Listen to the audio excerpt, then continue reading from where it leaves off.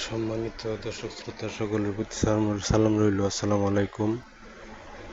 আমি মোহাম্মদ শামসুল আলম বাংলাদেশ গ্রাম পুলিশ সদস্য হিসাবে নিয়োজিত আছি।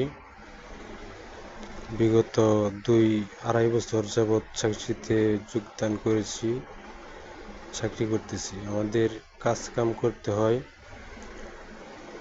ধরতে গেলে 24 ঘন্টায়, যে কোনো সময় থানার ওসি স্যার কিংবা যে কোনো তদন্ত স্যার, অফিসার, ইউনো স্যার, মাননীয় চেয়ারম্যান মহোদয় আমাদেরকে যে কোনো সময় ডাকবে, আমাদের যেতে হবে। কিন্তু আমাদের দেখতেছেন identity card, shirt, pant, belt এবং টুপি সব কিছু আমাদের সরকারি পোশাক সরঞ্জাম আমাদের আছে, কিন্তু বেতন আমাদের নেই। 6,500 টাকা মাত্র বেতন। এই বেতন দিয়ে কি আমাদের সংসার চলে? তাই মাননীয় প্রধানমন্ত্রী, মানবতার মা জননেত্রী শেখ হাসিনার কাছে আকুল আবেদন করছি, আমাদের গ্রাম পুলিশ সদস্যর চাকরিটা যেন জাতীয়করণ করে দেন। আপনার প্রতি এই নিবেদন আমার।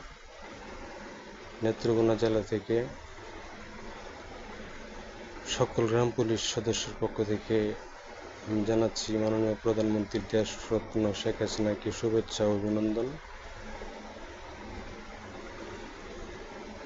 ও সকল আইনজীবী, সরকারি কর্মকর্তা, বড় অফিসারদের শুভেচ্ছা অভিনন্দন জানিয়ে বলছি, আমাদের চাকরিটা জাতীয়করণ করে দেন, এই নিবেদন রইল।